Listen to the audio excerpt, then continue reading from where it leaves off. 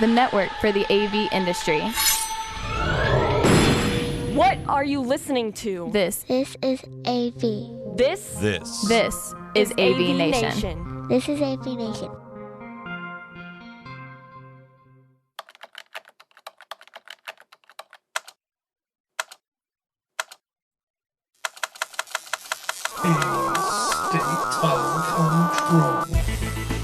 A state of control. This is A State of Control, Episode 9, recorded Thursday, March 6th, 2014. The Glue That Binds. This is A State of Control, the control and automation podcast brought to you by the fine folks of AVNation. My name is Tim Albright. I'm your host. That gentleman right there, his name is Steve Greenblatt, the Chief Everything at Control Concepts. How are you, sir? I'm doing great. Great to be back online with you. Absolutely. It has been a while, so we're all kind of getting in the hang of it and swing of the new year. So we'll get on to it. And that gentleman right there who's doing the Macarena, I think. Oh, hello there. I didn't see you. Welcome. It's Rich Fregosa from Fregosa Design. I'm just going to start calling you Digital Guru now. He did a project with Todd Anthony Puma, which we're actually going to talk to Todd about on AV Week this week. It was very impressive, brother. Thank you. Thank you. It was there was not a lot of sleep during that period of time, and so if it wasn't for the last minute, nothing would ever get done. That's kind of how it works, though, isn't it? Yeah, not a lot of sleep, but we had a whole lot of fun. We're looking forward to the response. We've got a couple of things coming up, and so it'll be interesting. We had a lot of fun, and I'm sure Todd will tell you all about it. So I won't harsh his mellow. All right. First timers here. His name is Matt Slack. He is the president of AV Solutions. He says it doesn't mean anything, so we'll just call him a conferencing room guru. How are you, sir? Doing great. Thanks for having me. Absolutely. And last but not least, Dan Fulmer. Dan is the CEO of Full Tech Solutions. How are you, sir? I'm doing great. Thanks for having me. Very good. Absolutely. Well, I'll tell you what we're going to do today is, if you're new to A State of Control, what we talk about is things to do with the control and automation industry. All four of these gentlemen here, and I myself, since my recent move, this is what we do, right? This is we make things go. You push the buttons, and we either design or program or install or in some way, shape, or form have something to do with the control in the AV industry. This month on the State of Control, we're going to talk about the role of IT in the AV world and AV in the IT world. About a month or so ago, Microsoft made the big splash, and they're a platinum sponsor of Infocom now. That's a big thing, and actually we were talking with some of the folks from Infocom a couple days ago, and talking about floor space and how everybody wants to be around Microsoft now. Nobody really knows what they're doing at Infocom. There are speculations, everything from Xbox One, which doesn't make a whole lot of sense to me, to link integration and some other control stuff. But Microsoft's not the only company, right? I mean, you've got people like Cisco, and you've got Google purchasing Nest and some other things. You've got a number of other companies that are kind of getting into this space when it comes to AV. So Steve, we'll kick it off with you. As both Microsoft and a number of years, Cisco jumped in when they purchased Tandberg, and they still keep making inroads into the AV industry. What does this look like? I mean, give me kind of a future look. What does this look like? What does the AV industry look like in 4 or 5 years with this influx of IT folks? Well, I think the AV IT convergence started many years ago, and I think now it's becoming real for everybody. And I think Cisco did break the ice, as we said, and I think the inclusion of Microsoft at Infocom, but I think Google really shook the world.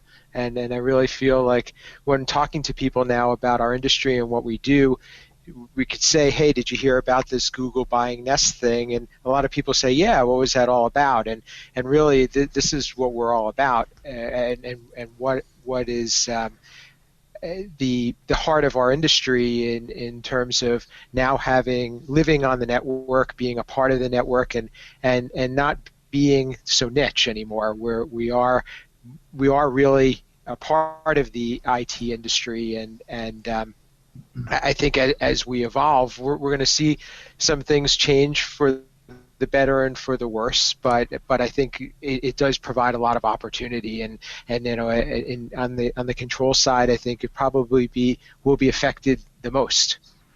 All right, Rich. Let's. Steve mentioned that good and bad both. What's maybe some good and bad both coming out of this? What is it? It's that the all ships rise with the tide. Okay. That's really what's going to happen, is that they obviously have the marketing power, they have the name recognition, where home automation has always, or boardroom automation, or anything that you want to call it at this point, it's always been viewed, like Steve was saying, as a niche market. And so what we're doing is we're expanding this, hopefully on just the economy of scale, into finding its way into every office, into every home, finding ways for it to be for there to be mass market appeal, as opposed to right now where we're in a specialty situation. I think what will happen is that the larger manufacturers will start the groundswell, and much like we've seen in the past, it'll start out as a great idea, and what will then happen is people will start running across the issues of it's not really as perfect example. Think about plug and play. Mm-hmm. The concept of plug and play. How many times have we heard that over the past decade? And how many times have we actually been able to make it actually work as opposed to being plug and play? I think that's the first layer that we're going to see with these manufacturers entering in right now. I think it's good for all of us. It makes it a lot easier for us to explain what we do. It makes it a lot easier for us to quantify and qualify and price what we do as an additional service from here's where you started, maybe you weren't happy with it. Now we can assess a little bit better on here's what you potentially were promised, here's where you want to be, and here's how companies like ourselves get them from point A to point B. So I think personally it's great for the industry. For no other reason as people will understand a little bit more about what's available, and at some point hopefully our names come up. So it's kind of a mass marketing almost of automation, because of these other companies that already have name recognition in other areas. I don't even see it as automation. I see it what all these companies have done is they're making a play for information, not automation. It's information. It's all of the metrics, quantifying how people use their offices, how people use their homes. Somebody brought up a great point when this whole Google Nest purchase happened, is that they weren't buying necessarily a climate control manufacturer. They were buying the mind share of all of that data that they can acquire from the home. Yeah. And at some point, Nest was a competitor to Google because of all of the analytics. So in one sense, Google potentially took a competitor right off of the market for gathering all of that data and brought it all in. It was a brilliant move in that respect. And that's really where I see the push more than anything else. The parts are the parts of the parts. What these companies are after, and they've always been after, is information and how they can use that information and leverage it for ads and suggestions and everything else. And so the automation segment is, again, it's just a conduit. It's the gateway drug to getting as much information they can from a metric standpoint to be able to really monetize the product. And fortunately, we get to go along with the ride, and I'm okay with that. Well, and here's the other thing. You mentioned the analytics and the information. The first time that my Android device says, "Hey, I noticed that you're out of milk. You might want to go get some," I might be a little freaked out. Mm-hmm. Again, it's probably because I'm of a certain age that I remember reading 1984, and it's still in my head. But I think you're right. They're looking for information, and when a blog piece I wrote about it, that's exactly what I said. They're looking for data. They're not looking to take over or necessarily control. So, Matt, Mr. Slack, let's talk about you. Let's talk about your point of view on this. Give me a kind of a futuristic where is this going to take us in 4 or 5 years? What's AV going to look like with the influx of IT? We've been talking about AV IT integration. It's to me, it's kind of a dead horse. The integration happened a long time ago, and there are people who get it and embraced it and are running with it and trying to use it to shape the future, and there are people who are not. Yeah. I really think that if you look at disruptive innovations they always happen from outside of an industry, and it's always the people in the industry who are like, deer in the headlights. Oh, I didn't realize that was coming. So, I completely agree with Richard on these companies, Apple, Google, etc.'s move towards information. But I think that there's going to be some casualties in there. I think that it's a great time to be in our marketplace, but if you don't have a really clear value proposition, a way that you are making your customers' lives, businesses, homes, etc., better that they cannot get from other resources, if you don't have a clear value proposition, you're going to find consistent erosion, which I think is what I hear the industry complaining a lot of, is that, we're not making enough money, we're bidding more, et cetera, et cetera. So if there's a consistent value proposition outside of these places where there's erosion, I agree with Richard that, tide rises and we all go up with it because it's really free marketing. But for everybody who's just kind of doing the ho-hum thing, I think that they're going to find out that they're going to continue to erode as in these larger companies seek quest for information. They develop low-cost technologies that basically meet the needs of the lower-end market way better than we can at the small scale that most of the companies in the integration firm are at. You mentioned casualties. Who do you see being a casualty in this move? I see a lot of people. Like small integrators? Or are you thinking like manufacturers being a casualty?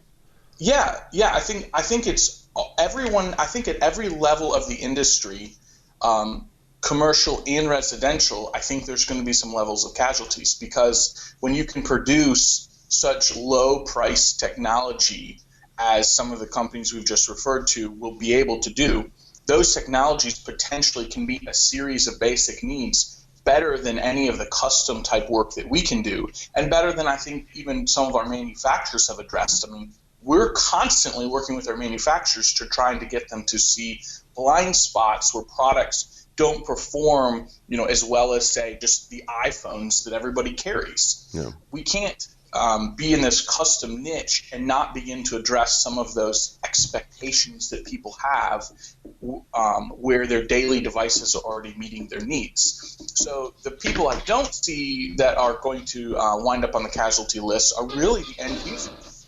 I think businesses, organizations, and consumers are all really going to have cheaper access to better automation resources. Dan, I'm not going to definitely don't want to be in the video switcher industry. What? That's my feeling. Is that you do not want to be in that business over the next 5 years. Anything that is anything that sends something other than packets, you better rethink your strategy. Well, and that's the thing with honestly why ABB has kind of caught my attention over the last 6 months to a year is the fact that, yes, there's no V yet, and we can We're not dead yet. We're not dead yet. But here's the thing. That's what they're doing, is they're sending packets, and the more I learn about it, the more kind of excited I am and sad I am, the fact that I think Rich is right. There's going to become a day when y'all aren't going to be putting in switchers. It's just going to be these massive switches where, everything gets packetized at the source level. Dan, I'm not gonna ask you whether or not it's good or bad, because apparently it's happening regardless of whether it's good or bad. But where are we going? Is it where Matt said there might be some casualties, and Steve mentioned the fact that a lot of these guys are going to make help us all rise and maybe make us better programmers and better integrators along the way. Well, I think one of the main things is that we'll be able to possibly deliver a better solution in the future via companies like Google, Cisco, Microsoft, using their analytics and these metrics to help offset some of the programming that's needed now. In fact, some of the programming that we do now, we can't do certain things. In other words, logic is not human, and humans are not always logical. So you can say, oh, I want my house to do this every time I do X, but sometimes that becomes problematic. Okay, I walked in the room 3 times because I forgot my keys, and now this trigger made all these events happen again where I don't want that. As we get more cloud-based solutions and more intelligence-based computing, then they can hopefully start to use those metrics and things to start making even smarter systems that are not based just on logic, that is what we're limited to use nowadays for our programming. Yeah. All right, let's talk about the big boys. I say that kind of hesitantly because the big boys in our industry aren't big compared to the ones that we're talking about here, right? I mean, Crestron and AMX, as much as we all know and love them, not exactly the size of Google, right? Not exactly the size of Microsoft. Matt, how is that going to impact the stalwarts of the industry that we've all worked with over the last 20, 30, 40 years, some of us? How is Google and Microsoft and these other big name IT companies, Cisco, going to impact Crestrons and AMXs and even the smaller players in the control industry? I mean, I think it's pretty simple. It's the same thing that we see in other industries. Take, for instance, the internet coming along and, kind of displacing the local retail. It doesn't remove the need for local retail, but it certainly caused that market to be impeded and to have to scale back. And I think that's the same thing, with Crestron, AMX, etc. There's still a lot of value that they can provide, but the spaces they can provide it in are going to be smaller and more defined. And they'll have to fight for that value. But that value is going to remain, even after we're through this process of things kind of contracting due to technology. Yeah. Rich, where's it going to leave the big boys here once Crestron and Microsoft get done with us? Was that to me? Yes, I'm sorry. Yeah, Rich. Oh, sorry, you broke up halfway through. That's all right. Where's that going to leave us once Microsoft and Google move in? Microsoft bought R2 Technologies, which was Blake Corian's company, almost 2 years ago now. Haven't heard a peep. That was a huge move at the time, in terms of the ripple effect, because he was going to bring some automation to the masses. Again, the good news sometimes about competing with large manufacturers is that they sometimes will assess an industry that if there aren't a lot of trailing zeros behind it, they kind of shrug their shoulders and go, oh, well, yeah, we bought them, we just shut them down. Oh, well, sorry about that. It really is going to depend upon what they decide to do with it. Apple's a perfect example. So the Apple TV just posted $1 billion in sales just this past year. And the talk is now that it's going away from being a hobby device to potentially being a real device. AirPlay was a large reason why several of the manufacturers that we deal with are creating these huddle space devices. Mm-hmm. It's because people wanted AirPlay. Yeah. And it was easy to use and wirelessly transmitted. And so the manufacturers were finding ways to make it a little bit more commercially viable and robust and secure and ... But that's an example of a device that was kind of innocuous for Apple, and I had lots of conversations with the product team in the beginning. And Apple's review, and the reason why it was such a hobby piece initially, was like, look, some of the managers were saying, and the way that they brought it to the executives was like, look, if we can't make $100 million on this thing, it's not worth it to us. There's no reason to develop that market. And I think with Xbox and with Xbox One trying to invade the living room and trying to become a digital hearth and the information repository, again, a great concept. But if the millennials catch on to it and they decide that we're going to deal with it that way, that's great. But again, I keep going back over and over and over. I don't think the home and the boardroom are where these battlegrounds are going to happen. It's going to be mobile. It will continue to be mobile. And these devices will be leveraged out of how they're going to connect to the mobile environment. The generation of consumers that are coming up, those are the ones that are going to be driving the market. And so I think part of it we were talking about is, if we're in our 40s and our 50s, we remember a time before mobile. I mean, rotary dials and the whole thing. Yeah. So we're not necessarily as enmeshed in that.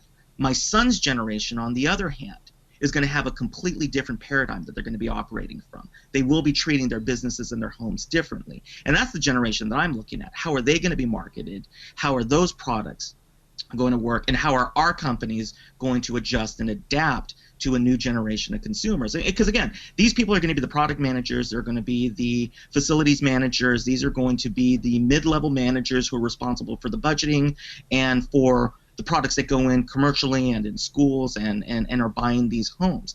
I'm not necessarily worried about this generation of people who are the decision makers, because at some point they're going to stick with what's nostalgic for them, what they know. The cusp is going to be over the next 5 years as some of these younger adults and professionals start getting into positions of power. They have a completely different way of working with this stuff. And for me, that's a matter of they just look at things ubiquitously, saying, of course it's networked. Of course I don't need hardware. Of course it should be a 99-cent app. These are the things that we're actually dealing with. I'm less focused about, is Microsoft going to come out with a $1,000 box that beats Crestron's $5,000 box? That's not a competition at that point. That battle's lost. Now it becomes a question of, if Microsoft develops an app that's a freemium app that for most intents and purposes can do what these manufacturers are doing for several $1,000s, and you can run it from your handheld device, that's the one I'm looking out for. Those are the things that I'm constantly keeping out. And I think one of the items that Matt was bringing up was way on target, which is, the battles for hardware are already lost. The casualties are going to be the companies who are stuck in a 1990s or 2000 hardware-centric mindset. If their focus is on the boxes that they're delivering, they're going to go the way of the coal salesman. Because, again, the market is just going to completely shift around them. You're like the rock in the stream. Sooner or later, the water just goes around you. Yeah. And that's what we're starting to see right now. And these manufacturers, the larger manufacturers, the Google, the Apple, Microsoft, all of these, it's Cisco more importantly. I mean, again, you've been the one who's called it I don't know how many times for the past 2 years. They still will buy somebody. Yeah, if Cisco decides to wake up, hey, look, I was wrong about Nest opening up their protocol. I would have told you up and down that they weren't going to do it. I think that Google buying them probably buys us a little bit of time in our industry because Google's a little bit too big to move quickly right now. They're not going to be as nimble. So that actually does help us as opposed to a company who is smaller and is more nimble.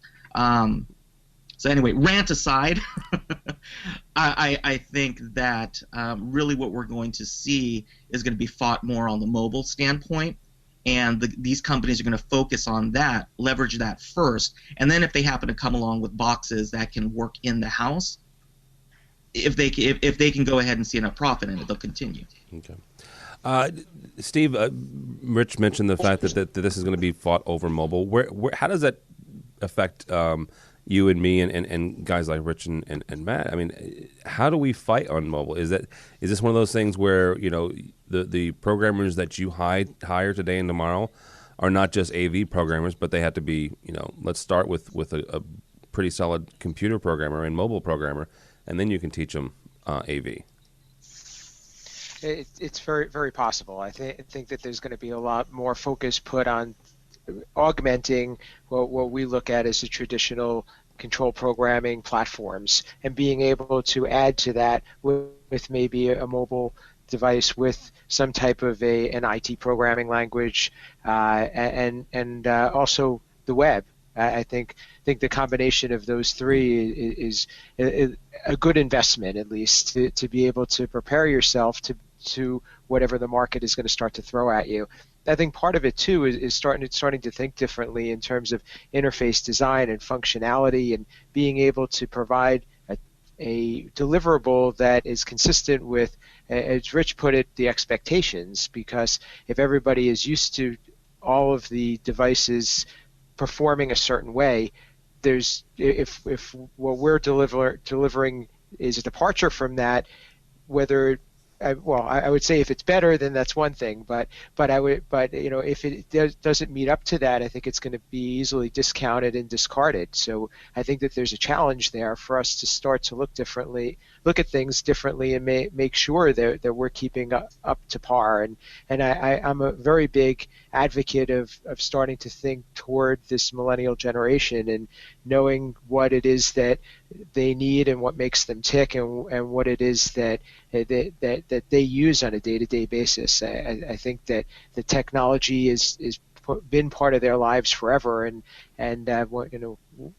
not too long ago we were one of the first. Our industry may have been one of the first to use and embrace a touch screen, and that's just something that's so common and mainstream these days. So I think that we have to start to push ourselves to do better and to step things up to the next level. All right, let's take this wrap this around and talk about the next generation, not just of consumers, but also of programmers, and Steve alluded to that as well. Matt, when you go out and you look for a new programmer, or maybe in a year or two when you start looking for a new programmer, what skill set does that person have to have when she or he steps into your office and you're interviewing them? What are you looking for when it comes to the next generation of programmer, considering all of the IT stuff?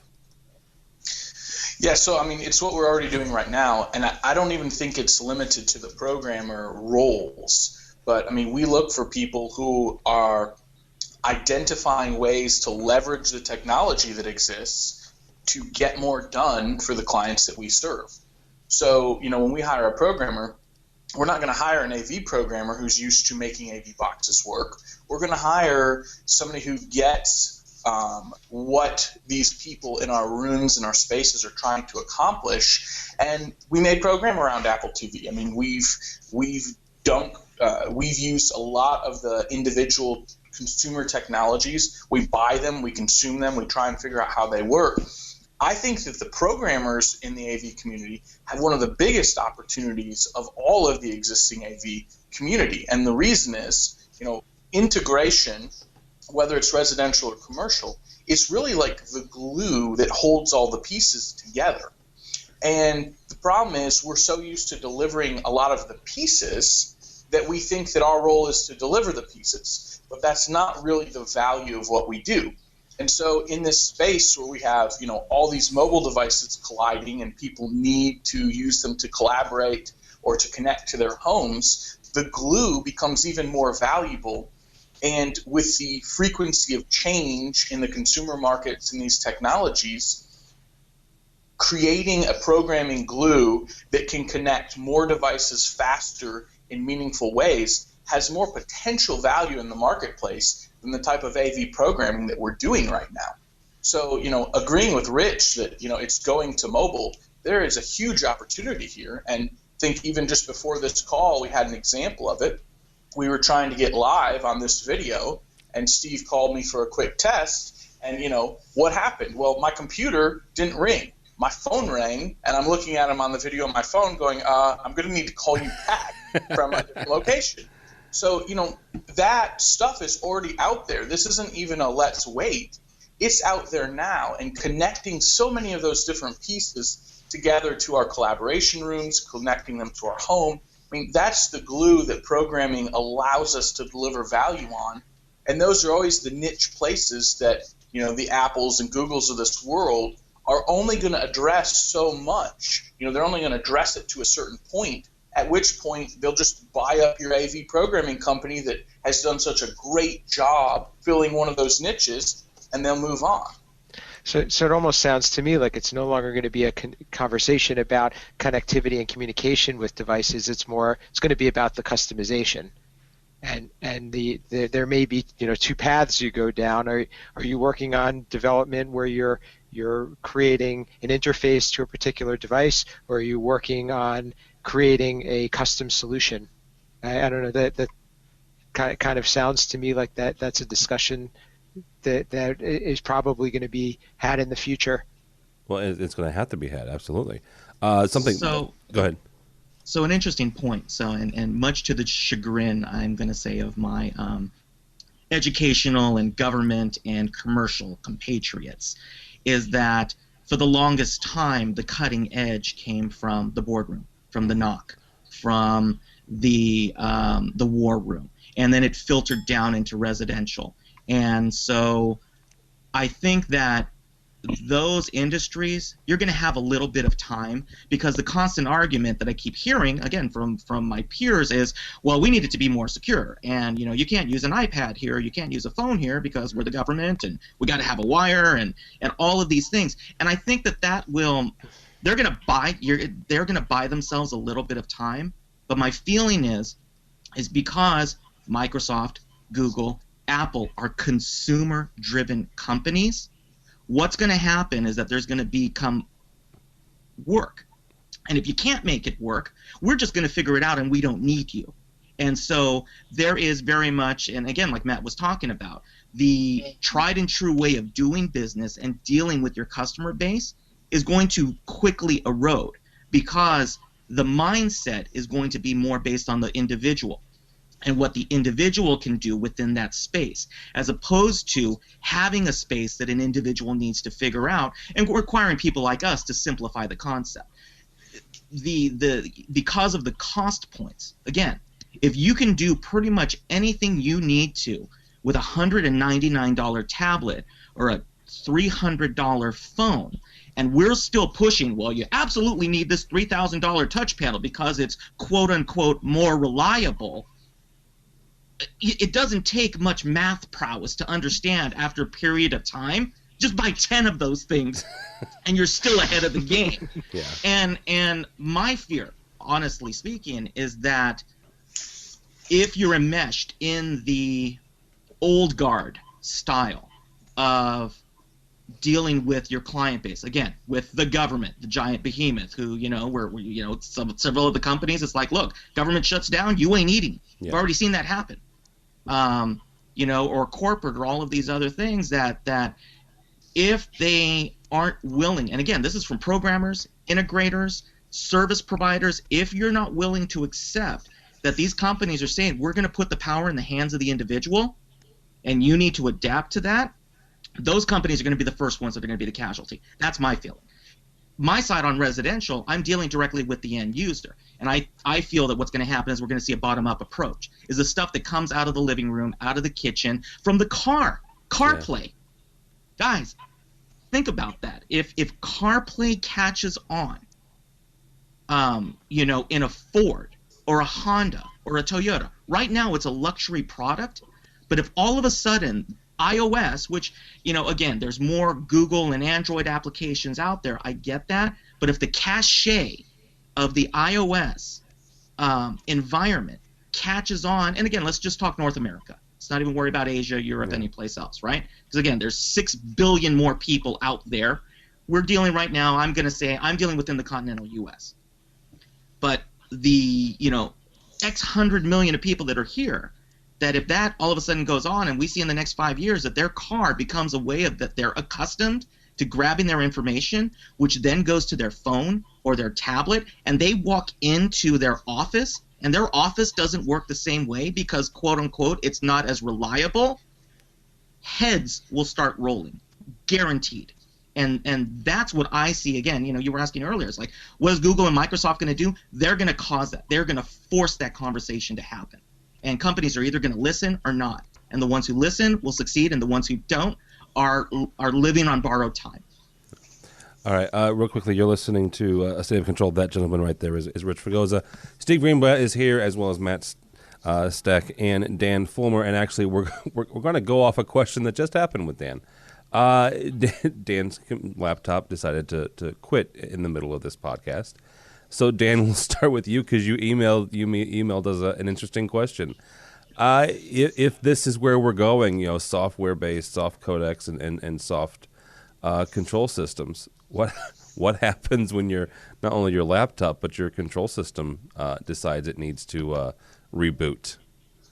Yeah, exactly. I mean, that's one of the things I've been concerned with all along with everybody talking about, cloud-based home automation and that kind of stuff.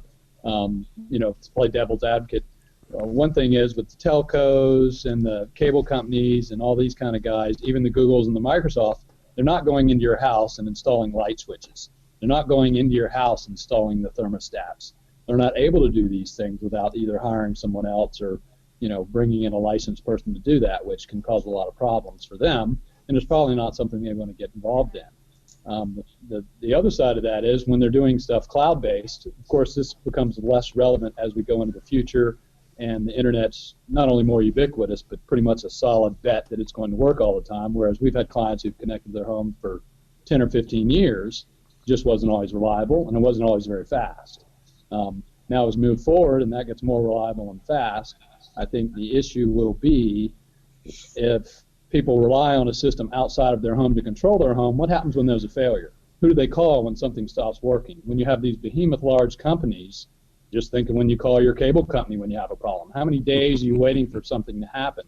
Our clients typically won't stand to wait more than a day at most for you to come out and fix some problem. Usually it has to do with something they do and use every day, like video, audio, lights, HVAC, stuff like that. So that is one caveat we have to consider here is how do these big behemoth companies, though they're large, they're not very nimble, and usually they can't respond to individual consumer requests on an as-needed basis. And I think that's something that people really need to consider when you look at these systems and these companies being as large as they are. They can offer a lot, but at the same time, there's a lot you're going to miss out on. It's personalized service, the ability to interact with your vendor on a as-needed basis. That pretty much will go away, I think. So how are they going to manage that kind of thing? Can I play devil's advocate on that one? Sure. Go. So Dan, you and I have actually, residentially, we have very similar client bases. Right. Microsoft isn't necessarily marketing to your and my client. Our Right. client sees the value. Our client will hire an architect. Our client will hire an interior designer. Our client will hire professionals because they see the value of it, because there is lost opportunity cost for them to be away from doing what earns them significant income. Microsoft and Google and Apple, and they'll take them happily, but they're not focused on them. They're focused Right. on the other 99% of the homes and businesses in America who don't necessarily seek out that type of solution. Everybody would love to buy a Mercedes and get the personalized service of taking it to the Mercedes dealership. Can't say that they don't, but a lot of people can only afford to buy a Honda or a Kia, and they live with the drawbacks that come back with a Honda or Kia. So again, the general populace, they've come accustomed to rebooting their phone, rebooting their computer, their cable going out, making a call, and knowing that it's going to be service call between 12 and 6. The general populace will accept it. They may not like it, but they'll accept it because they're only paying maybe $69 a month. That's a far different cry than somebody that's paying me X amount that occur at that point. So again, it becomes a matter of looking at our niche market, and I think our niche market will always be there. There's always going to be room for the niche. There's always going to be somebody who's looking for more. But the bigger concern is how are we going to deal with, if we want to deal with it, the other people who are saying, I don't really need all of that. And is that a legitimate business model? Some companies will, some people don't. If you're on the high end, you're always going to find the high end. If you're on the middle to low end, then you've got to start really thinking about how you're going to approach this. Well, and Matt, I agree, absolutely. I think one point you bring up is something that we've thought of for a while. I mean, I agree. The high end's going to be there. I think it's always going to be there. You're always going to have people who want the Ferraris and the Porsches and the specialty vehicles and the specialty systems. That's always going to be there. I think the big shakeup in our market now is between the DIY, the low-end starter systems, the cable code, telco type systems, and the middle market, which has kind of been non-existent. I mean, we either had low-end or we had high-end custom, and we all tried to divvy up our stuff to get into that middle market. But I think the middle market's really what's going to get shaken up here. And, that's kind of one of the topics here is trying to figure out which way that's going to go and, assist us as business people and consumers as consumers and how to figure out which direction to take going forward. Well, and Matt, let's kick that to you. Who takes care of the middle market? I mean, is that, like Rich said, is that a viable business model? No. I mean, well, there you go. It's barely a viable business. And thank you for playing. Good night, everybody. I mean, it's barely a viable business model right now. And as the erosion continues, I mean, no. The reason why Google, Apple, Microsoft, etc. are going after or are eroding our markets is because we just happen to kind of be in the way of the consumers.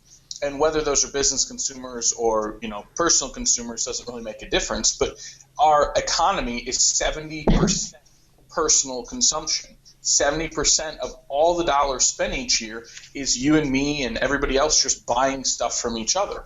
So if they're going to find an opportunity where they're going to make money, they're going to have to introduce a lower cost technology at the bottom that fulfills somebody's dream of what they've been trying to accomplish but couldn't. And in doing so, we're just kind of in the way. But, as Dan was mentioning, there's always going to be a top-end market. There's always going to be a level where there's need for glue to tie these individual, unique, consumer-driven, whether it's business or personal, consumer-driven technologies together. And that's our spot. But it comes back to, we can no longer and should no longer look at this as I'm the AV guy and I plug your stuff in and make it work together. We have to identify who our firm serves very specifically, and what we do for them that they cannot get elsewhere very specifically. And when we clarify that value proposition, then as long as it's not in the direct path of Google, Apple, or Microsoft, we'll be able to tweak it over time to continue to have a market that has money that will pay us for something that they want and need. And it's pretty much that simple, going back to the programmers. For the programmers, it's not just making an AV system work anymore. It's making the collection of their technologies work in a preferred manner that they can't get anywhere else. Yeah, absolutely. All right, guys, wrapping up here, let me ask all four of you one quick question, and Steve, we'll start with you on this. If you are an integrator, if you are an independent programmer, if you are anywhere in this industry, what advice would you give to these people to prepare for this changeover, to prepare for the next couple of years? Certainly sharpen up your networking skills, but also start to look beyond what you've been currently doing and what's been getting you by, and think of what it is that you can do to wow people and to add more value, to be more custom. On the other side, one of the things I was thinking about is so Apple and Android provided everybody with this platform to be able to develop apps. So is there going to be such a thing as apps for AV? And maybe the much of the hardware and the basic functionality will be plug and play, but there may be opportunities to be able to piggyback onto this new platform. And it's very possible because, say, look at Crestron right now has an app market. I think AMX is maybe thinking along those same lines, and Control4 does it as well.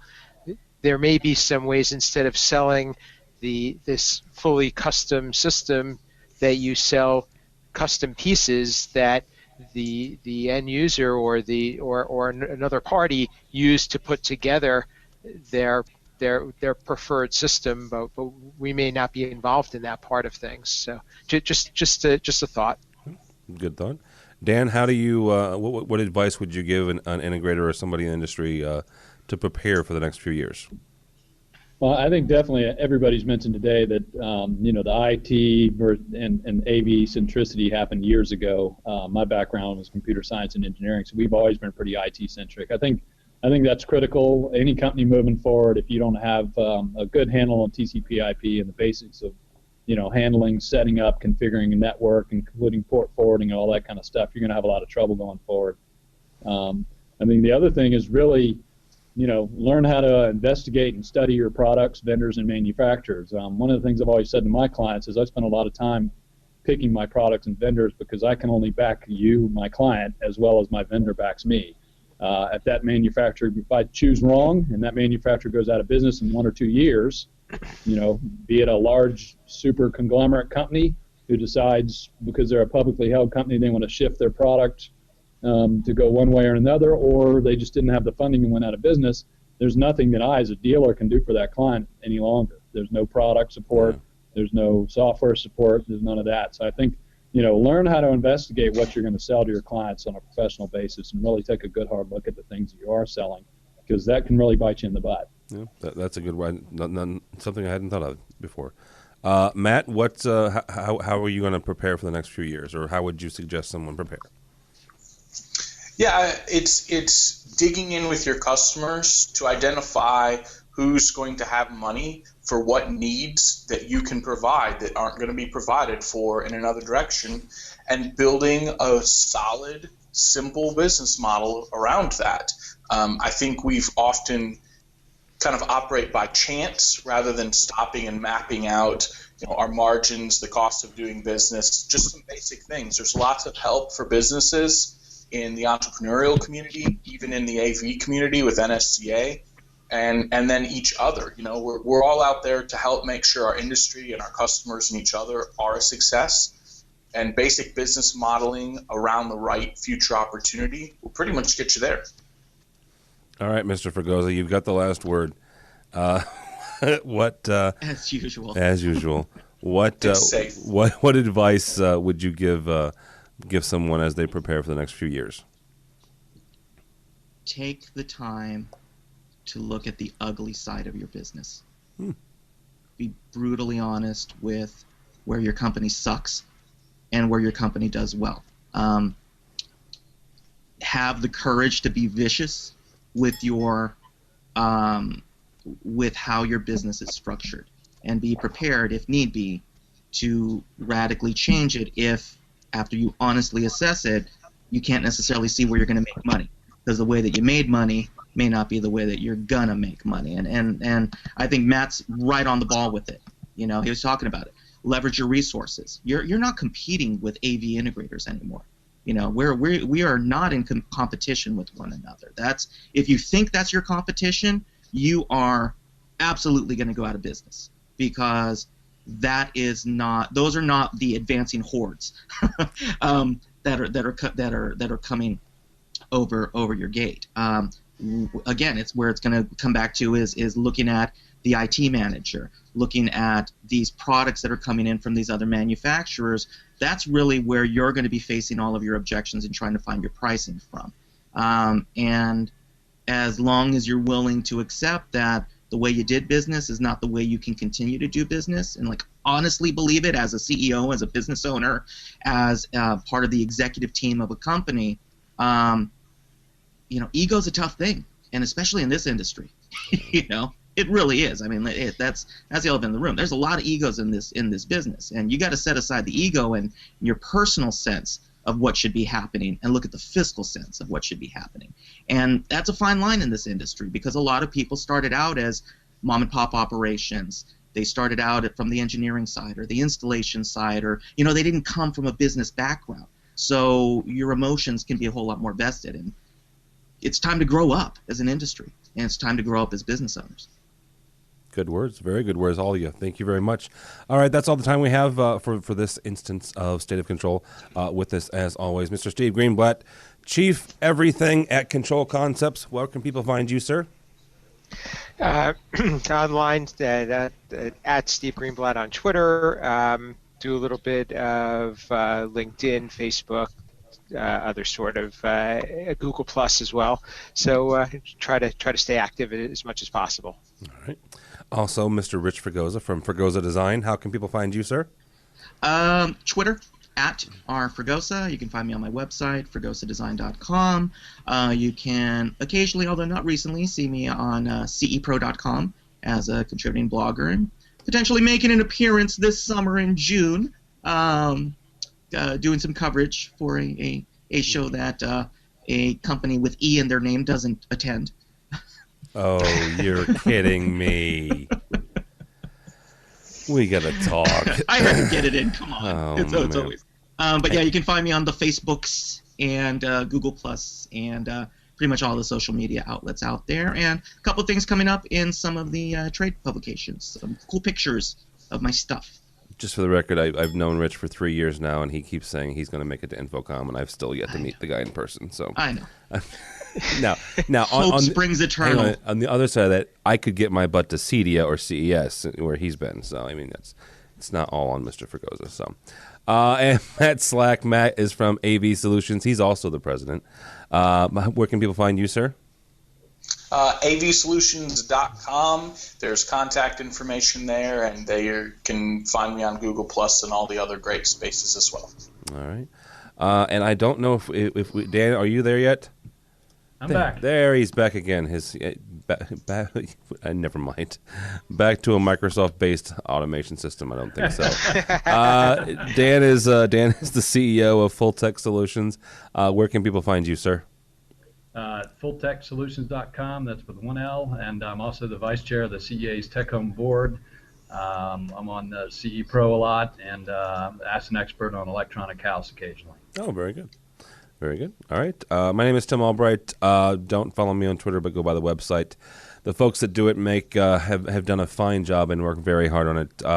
AVNation.tv, AVNation.tv. You'll find this program, our weekly show, which is called AV Week, and a host of others. If you go in there right now, there are a number of specials that we recorded at NSCA's BLC, and one of them has Mr. Greenblatt on it. So check that out if you would please. AVNation.tv, AVNation.tv. Thanks so much for listening. This has been A State of Control.